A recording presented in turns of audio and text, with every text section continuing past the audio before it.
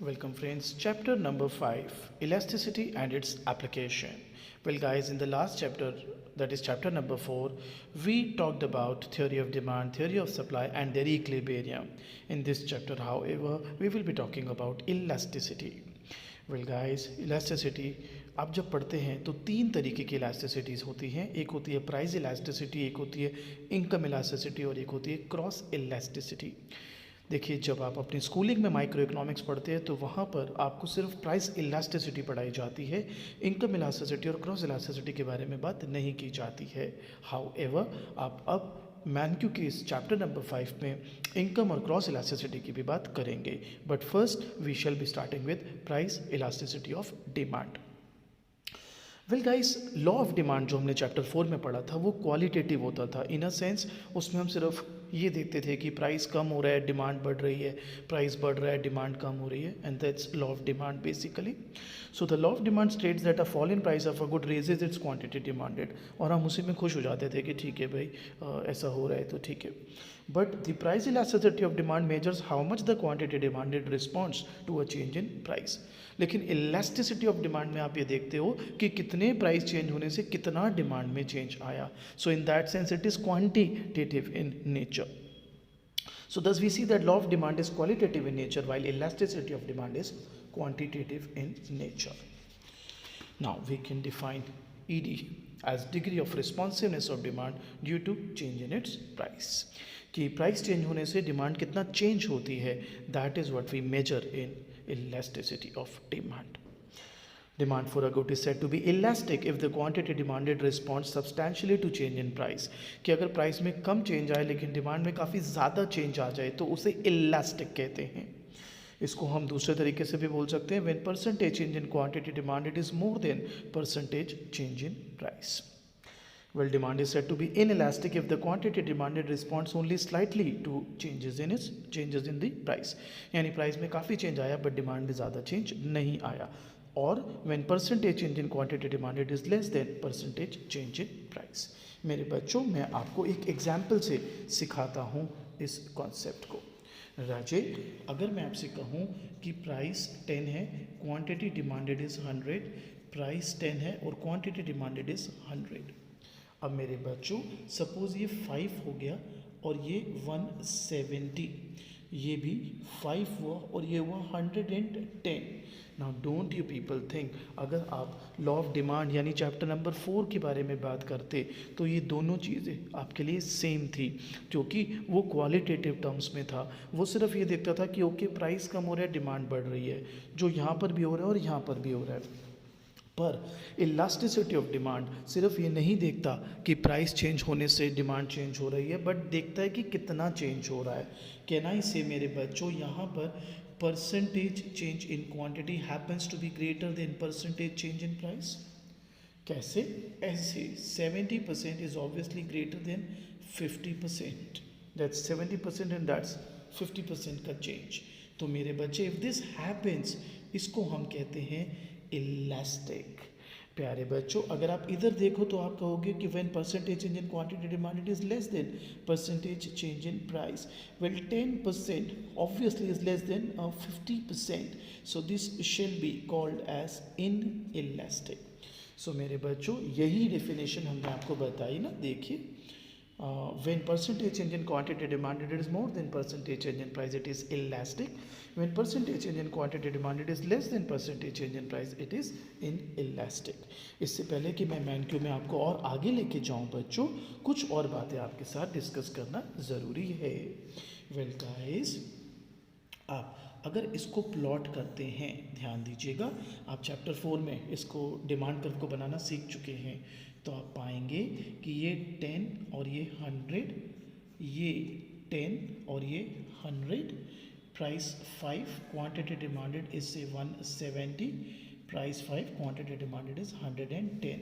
मेरे प्यारे बच्चों, दोनों में ही प्राइस कम होकर डिमांड बढ़ रही है, इसलिए डिमांड कर्व तो डाउनवर्ड स्लोपिंग ही बनेंगे.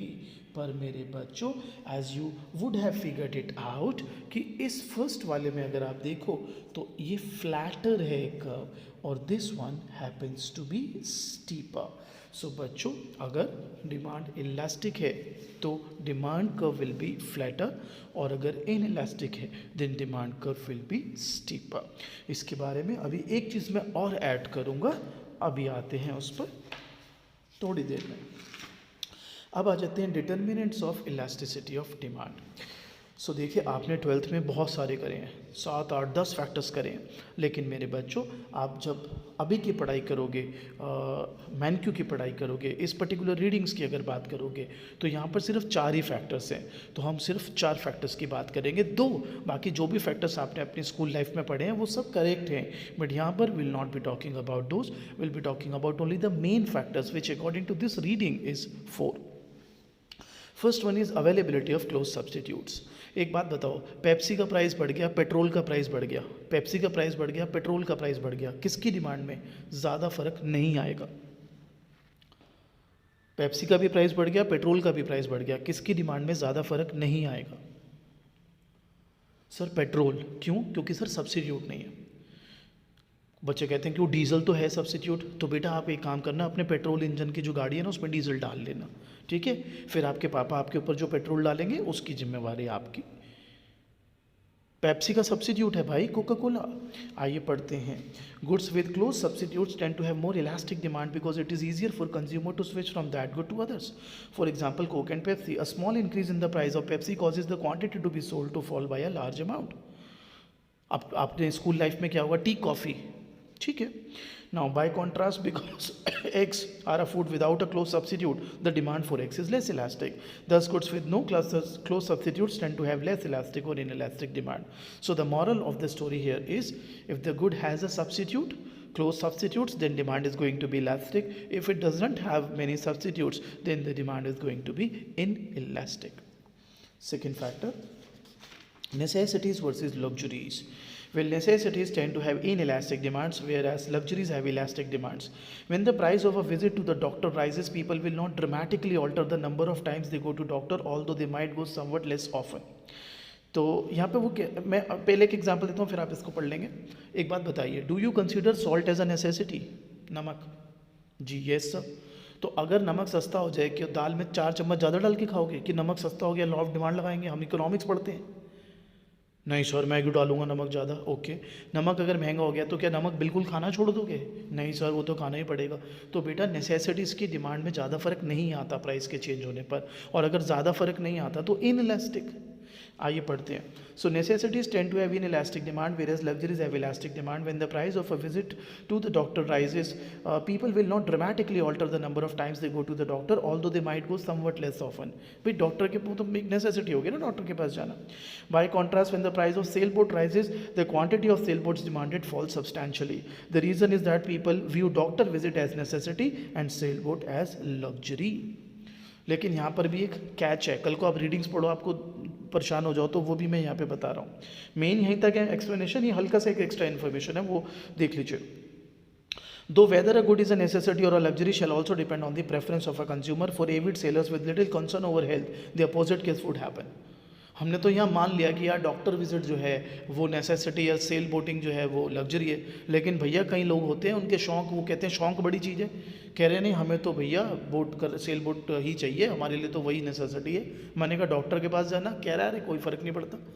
तो उस केस में उसके लिए तो ये सेल बोट वाली चीज़ नेसेसिटी हो जाएगी, ठीक है? तो कुछ केसेस में आप बिल्कुल इन जनरल बोल सकते हो कि ये नेसेसिटी है, ये लग्जरी है, लेकिन कुछ इंडिविजुअल्स के लिए हो सकता है जो आपको नेसेसिटी लग रहा हो उसके लिए नेसेसिटी ना हो।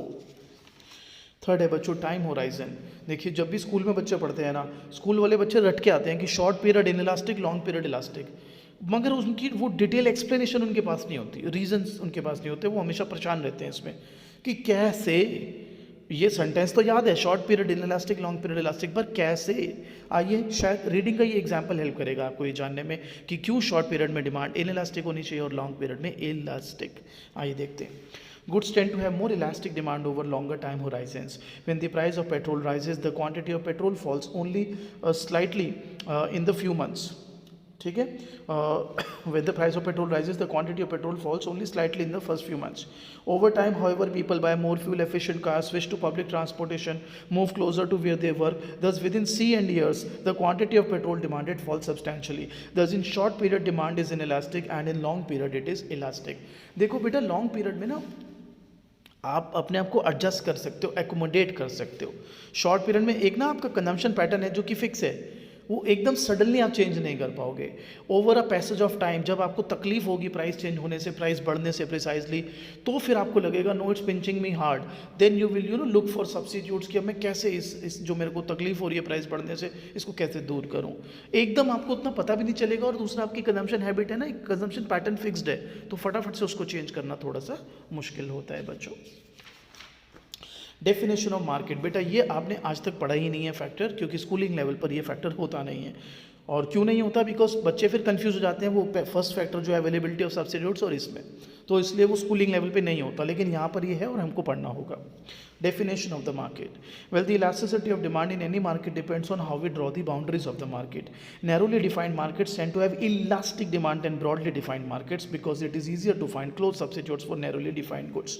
तो बच्चा कहता है सर ये नैरो ब्रॉड ये क्या है? एग्जाम्पल से सीखते हैं मेरे बच्चों. For example, food, a broad category, has a fairly inelastic demand because there are no good substitutes for food. Ice cream, a narrower category, has a more elastic demand because it is easier to substitute other desserts for ice cream. Vanilla ice cream, a very narrow category, has a very elastic demand because other flavors of ice cream are almost perfect substitutes for vanilla. अब मुझे बताओ, food necessity है? हाँ sir है. तो आप इसको broadly define कर रहे हो, डिमांड इन इलास्टिक, कि इसका सब्सिट्यूट नहीं है, फूड तो खाने पड़ेगा. अच्छा बेटा, नॉर्थ इंडियन फूड, क्या इसके सब्सिट्यूट्स हैं sir. South Indian food, Chinese, Mughlai, Japanese, Korean, so many cuisines are there. तो फिर वहाँ पर इलास्टिक डिमांड हो जाएगी क्योंकि सब्सिट्यूट्स हैं. ठीक है, तो इसको ऐसे देखना होगा, नैरोली डिफाइंड और ब्रॉडली डिफाइंड मार्केट को. तो ये 4 फैक्टर्स थे मेरे बच्चों. Now computing price elasticity of demand. तो बच्चों को ये देखते ही बच्चा कहता है ये तो मैं तो शेर हूँ इसमें, मैंने स्कूलिंग लेवल पे इतना बढ़िया किया हुआ है. बेटे जो तूने स्कूलिंग लेवल पे किया हुआ है ना, अभी कुछ ही मिनट में तेरे को बहुत बड़ा शॉक देने वाला हूँ मैं. फिलहाल ये पढ़ते हैं. Economist compute the price elasticity of demand as percentage change in quantity demanded divided by percentage change in price. So ED का फॉर्मूला है percentage change in quantity demanded due to percentage change in price. For example, suppose that a 10% increase in the price of an ice cream cone causes the amount of ice cream you buy to fall by 20%, then ED will be 2. Ice cream cone का example through out इस reading में रहेगा. अब कुछ की notes.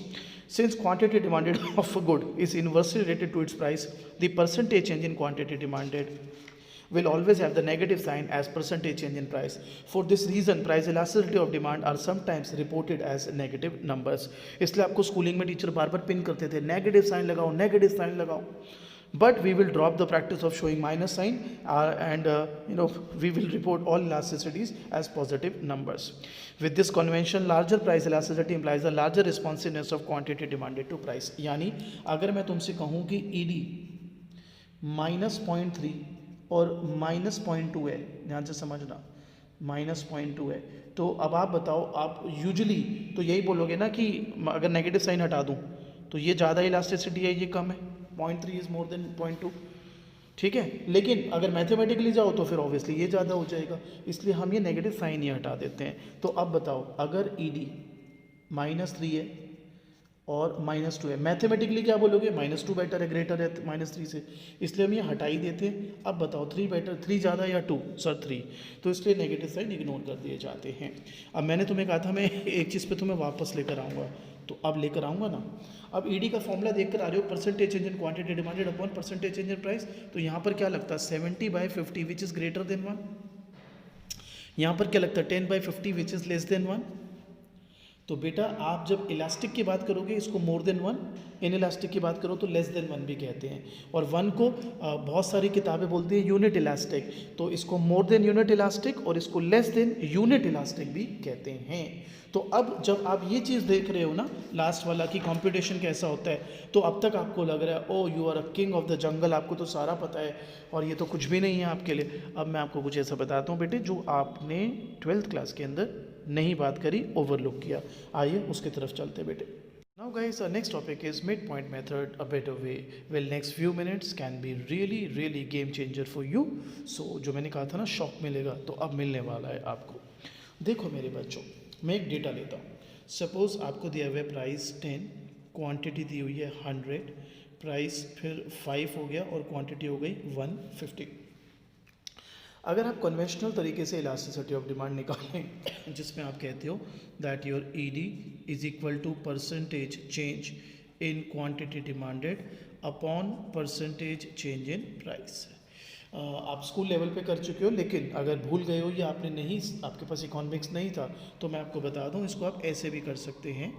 Percentage change in quantity demanded होगा change in quantity demanded upon original quantity into 100. Percentage change in price होगा change in price upon original price into 100. आप जब इसको सॉर्ट करेंगे तो ये हो जाएगा delta Q upon delta P into P by Q. So आप ऐसे निकाल लें, ऐसे निकाल लें, एक ही बात है. अब अगर मैं आपसे कहूँ कि this I am calling it as point A, this I am calling it as point B. Well बच्चों, अगर आप ए से बी जाते हो और ई डी निकालते हो तो डेल्टा क्यू कितना है सर 50, डेल्टा पी कितना है सर 5. अब वो गाना मत गाना सर नेगेटिव लो नेगेटिव 5 माइनस 10, हमें तो गाता न्यू माइनस ओल्ड करो. मैंने अभी तुम्हें बताया ना, we don't take negative sign है. सो और ये हो गया delta Q by delta P. Original price क्या था सर 10, ओरिजिनल क्वांटिटी क्या थी बेटा सर 100. तो बेटा अब अगर आप इसको सॉल्व करते हो मेरे बच्चों तो आप डेफिनेटली इसको पाएंगे एस 1. ठीक है. So great sir, no problem. लेकिन मेरा बच्चा सेम डेटा अगर आप बी से ए गए, सेम डेटा मगर अगर आप बी से ए गए तो आपको डिफरेंट आंसर देगा. डेल्टा क्यू यहाँ पर again 50, delta P again 5, original price will be 5, original quantity will be 150. Now don't you think ये आपको जो आंसर दे रहा है ये 1/3 दे रहा है और 0.33 दे रहा है. सो बच्चा कहता है सर कहना क्या चाह रहे हो.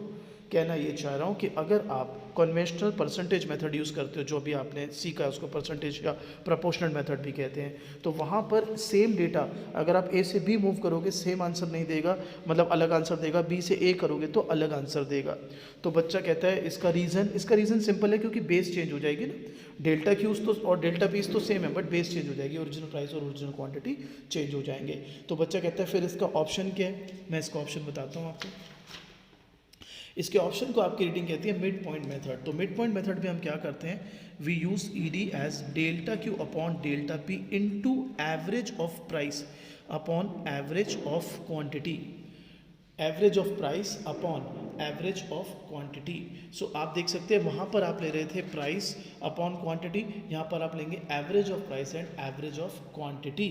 तो बच्चों डेल्टा क्यू कितना है सर, डेल्टा क्यू है यहाँ से 50, delta P 5. What is the average price मेरे बच्चों, average price is going to be 7.5. What is the average quantity, well 100 plus 150 by 2 it is going to be 125, right guys. 100 plus 150, 250, 250 by 2, 125. So whatever value comes up, say it could be x value, any x value. So don't you think now whether you move from A to B or you move from B to A, the answer is gonna remain same. And that's why we say that this midpoint method is a better way to evaluate. In fact, आप अभी जब back questions करेंगे या आपके मैनक्यू की readings पे numerical solve करेंगे, you will find कि आपको सारे के सारे न्यूमेरिकल मिड पॉइंट मेथड से ही सॉल्व किए गए हैं. One more shocker coming your way. आइए अगला टॉपिक है वेराइटी ऑफ डिमांड कर्व्स और types of ED. So perfectly elastic demand हम कहते हैं when quantity demanded does not change at all with change in price it is called perfectly elastic demand. ED is 0. Inelastic when percentage change in quantity demanded is less than percentage change in price, so ED is less than 1. Third one, perfectly elastic demand when with slight change in price, I should be writing slight, with slight or negligible change in price, the change in demand is infinite, it is called perfectly elastic or ED is infinite. And elastic when percentage change in quantity demanded is greater than percentage change in price, it's called ED greater than 1. तो you must be wondering sir where is the shock, ये तो हमने सारा school में किया हुआ है, आप ज़बरदस्ती हवा बना रहे हो. अभी देखते हैं आपने क्या किया है. ये जो है दिस विल चेंज, मैं थोड़े बड़े वर्ड्स यूज़ कर रहा हूँ, but this will change your life forever. You will say your whole life was a lie. आइए बता दें, यूनिट इलास्टिक डिमांड। सर क्या बात करें तो बहुत सिंपल है। अच्छा क्या है unit elastic demand? Sir when percentage change in quantity demanded is equal to percentage change in price. Okay, तो जो डेटा है like price 10, quantity 100, price 5, quantity 150, हमने पीछे सॉल्व किया था, ED1 आया था। हाँ सर, तो ठीक है फिर ये परफेक्ट यूनिट इलास्टिक डिमांड के लिए। यस सर, यहाँ तक तो बढ़िया है। अब एक प्रॉब्लम है यार। सर क्या? मेरे को प्रॉब्लम है, तू ना ज्ञानी बहुत है, तो इसमें प्रॉब्लम क्या है बेटे? आजकल दिक्कत पता है क्या है? Many are schooled less are educated. आप कहोगे सर कहना क्या चाहते हो? देखिए मैं ये कहना चाहता हूँ, आपके मन में पता है क्या आ रहा होगा? ओह अधूरा पढ़ा रहे हैं, अधूरा आधा पढ़ा रहे हैं, अबे इनको पता ही नहीं है। मैंने कहा क्या हो गया? अरे सर ईडी जो ईडी होता है ना, unit elastic demand, ED equal to 1, इसको रेक्टेंगुलर हाइपरबोला भी कहते हैं। ये हमारे को स्कूल में टीचर ने बताया था, आप तो बता भी नहीं रहे हो। अच्छा भाई, तो अब ये बता दे रेक्टेंगुलर हाइपरबोला क्या होता है? अरे सर जिसके अंदर जितने भी रेक्टेंगल्स बने ना वो इक्वल मेजरमेंट के हों, लाइक ये और ये। अच्छा क्या बताया था टीचर ने? अरे यही कि ED is equal to 1 rectangular hyperbola होता है।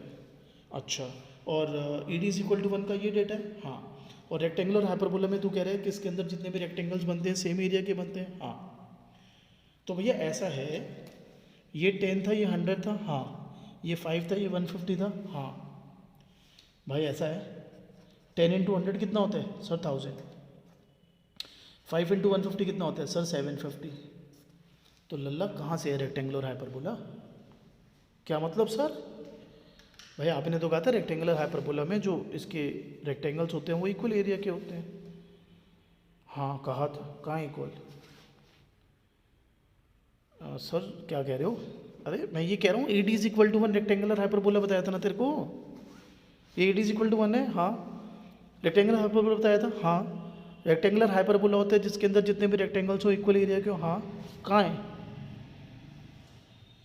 ओ सर कहाँ फंसा दिया आपने, ये तो मैंने कभी सोचा ही नहीं। तभी तो मैंने कहा ना, शौक कर दूंगा तुझे, मैं तुझे बताऊंगा पढ़ाई करी कैसे जाती है। अब सीख जो मैं तेरे को सिखाना चाह रहा हूँ बढ़िया से। Rectangular hyperbola ED is equal to 1 है, मगर कैसे वो मैं दिखाऊंगा। ये डिमांड कर्व 10, 100, 5, 200।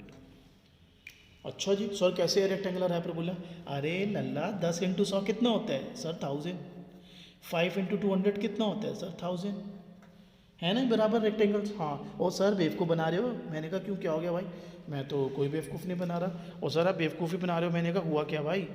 कहता है सर ED का फॉर्मूला लगाना ज़रा। मैंने कहा ले लगा लेता हूँ। क्या फार्मूला है sir? Delta Q upon delta P into P/Q। अच्छा, डेल्टा Q कितना है sir? 100, delta P 5, original price 10, original quantity 100। और सर बेवकूफ़ किसी और को बनाना, ED2 आ रहा है यहाँ पे। मैंने कहा तो अरे ED इज इक्वल टू 1 होता है रेक्टेंगुलर हाइपरबोला, 2 थोड़ी ना होता है। अच्छा 2 आ रहा है इसमें? हाँ, एक काम करते हैं, मिड पॉइंट मेथड लगाएं। हाँ लगाओ लगाओ, जो मर्जी लगाओ। अच्छा, मिड पॉइंट मेथड करता है delta Q upon delta P into average price upon average quantity. यही था? हाँ यही था। तो ये है भाई डेल्टा Q कितना? 100, डेल्टा P 5। हाँ तो आप तो इतनी बड़ी बड़ी बातें कर रहे हो, हमारे को बताया था, हमें पता नहीं है। अरे रुक जा मेरे बेटे, एवरेज प्राइस क्या है? अरे 7.5 है सर। और बोलो एवरेज क्वांटिटी क्या है? अरे 100 प्लस 200 300, 300 डिवाइडेड बाय 2 150। ठीक है? हाँ ठीक है। अब बोलो, बोलना क्या है राजे? देख ले ED1। तो रेक्टेंगुलर हाइपरबोला ED1 होता है काका, लेकिन थ्रू एक्सपेंडिचर मेथड या थ्रू मिड पॉइंट मेथड। और तू मुझे क्या ज्ञान दे रहा था? ED is equal to 1 rectangular hyperbola. अबे कभी तूने दिमाग भी लगाया है? कहाँ से है परसेंटेज मेथड से रेक्टेंगुलर हाइपरबोला? जाके दोबारा सीख के आ, इकोनॉमिक्स ऑनर्स करने चला है। ठीक है, चलिए आगे बढ़ते हैं। Total revenue and price elasticity of demand. Well, when studying changes in supply or demand, one variable we often want to study is total revenue. अब इसको भी लोग साइडेड पढ़ते हैं स्कूल में। So it is the amount paid by buyer and received by sellers of the good. It is equal to P into Q. अब बच्चे इसको ना सिर्फ सेलर के पॉइंट ऑफ व्यू से देख लेते हैं, टोटल रेवेन्यू को भी। How does TR changes as one move along the demand curve? Well, the answer depends on price elasticity. When demand is inelastic, same direction. When demand is elastic, opposite direction. If it is unit elastic, TR remains constant. मैं prove कर देता हूँ यार, prove करने में ज़्यादा मजा आता है ना। प्राइस 10 ठीक है, क्वांटिटी 100 ठीक है, TR 1000। प्राइस 5, दिस इज 110, तो ये तो मानोगे ना दिस इज इनइलास्टिक, प्राइस में ज़्यादा चेंज है प्रोपोर्शनेटली और क्वांटिटी में कम। हाँ, तो TR कितना है 550। या एक बार बताओ बेटा जी, प्राइस कम हो रहा है, हाँ, TR कम हो रहा है, हाँ, पॉजिटिव रिलेशन, हाँ, यही तो लिखा, हाँ। आइए आगे बढ़ते हैं जी। Price 10, quantity 100, TR 1000, price 8, this is 150, ये इलास्टिक हो गया, परसेंटेज चेंज प्राइस से परसेंटेज चेंज क्वांटिटी ज़्यादा, दिस इज 1200। सो अब आप बताओ प्राइस कम हुआ, हाँ, TR बढ़ा, हाँ, कैसा रिलेशन, इनवर्स, यही तो लिखा, P and TR move in opposite direction. उसके बाद if demand is unit elastic, TR remains constant, तो वो यही वाला एग्जांपल लगा दो। this unit elastic है, but this total expenditure or total revenue does not change and it is obviously unit elastic. So ये था आपका प्राइस इलास्टिसिटी ऑफ डिमांड। हम आपको इनकम इलास्टिसिटी, क्रॉस इलास्टिसिटी और ED की बड़ी इंपॉर्टेंट 3 एप्लीकेशंस हैं जो नेक्स्ट वीडियो में कराएंगे बच्चे। I hope this video helps.